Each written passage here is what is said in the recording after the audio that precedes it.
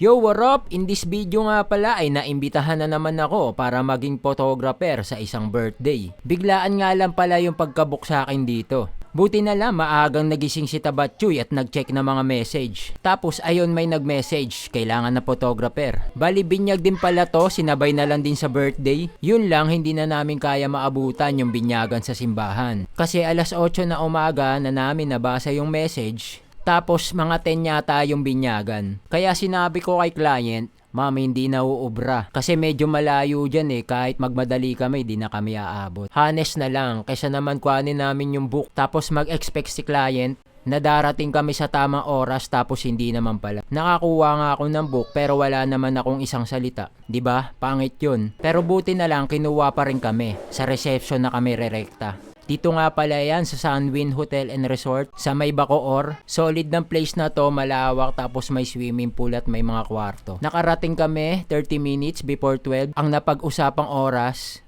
Pagkatapos ko kumuha ng mga ilang litrato ay pinakain muna kami ni ma'am.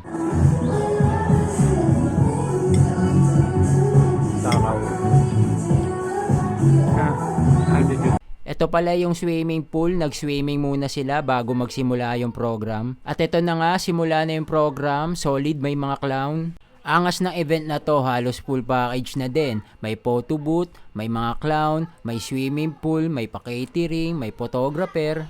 Sana balang araw makapagpa-event din ako ng ganito para sa aking anak. Sarap lang din sa pakiramdam, habang pumipitik ako makakita ng mga ganito.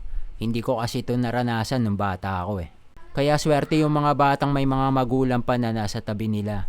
O kaya yung may kaya o mayaman yung magulang. Kasi nakakaranas sila ng mga ganito. Ako kasi lumaki akong walang ama. Tapos si Ermat naman, bata pa lang ako, kailangan niya na akong iwan para magtrabaho sa ibang bansa. 4 o 5 years old yata ako nung iniwan ako ni Ermat. Kaya hindi ko naranasan yung mga ganto. Tapos tuwing birthday ko, hindi ko rin dama. Kasi yung kumupkop sa akin, hindi naman sila naghahanda kasi birthday ko. Naghahanda sila kasi bagong taon. Kaya hindi ko alam yung feeling na maging special tuwing sasapit yung kaarawan. Kaya kung ano-ano yung pinapasok kong diskarte ngayon para balang araw maparanas ko sa magiging anak ko yung mga hindi ko naranasan nung bata ako. Kaya nung lumaki ako, nagets ko na si Ermat kung bakit niya ginawa yun Para din naman sa amin, pasalamat pa rin ako kasi may kumupkop sa akin kahit medyo pasaway ako. Kaya sa mga may magulang pa na nasa tabi nyo, kasama nyo pa, cherish nyo yan, hindi lahat nakakaranas nyan. Happy birthday to you. Okay din maging photographer no? Tapos mabait yung client. Pinapakain kami ng pinapakain. Okay,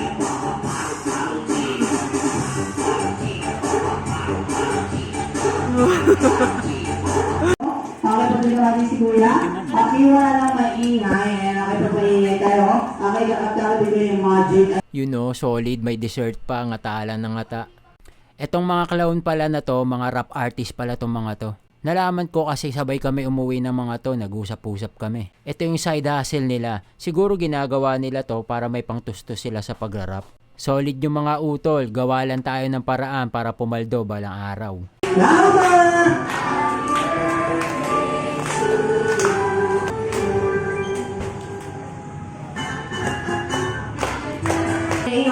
Okay, count 1, 2, 3, okay, 1, 2, solid na experience na naman. Ito yung mga klase na event na paborito ko talagang pitikan. Kaya kuhanin nyo na rin akong photographer para yung memories nyo makita nyo na makita sa larawan.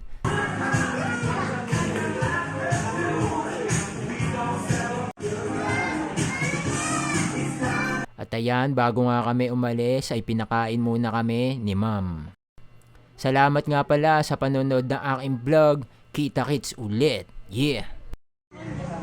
Okay po ma'am. Thank you ma'am. Opo. Pa Chowking.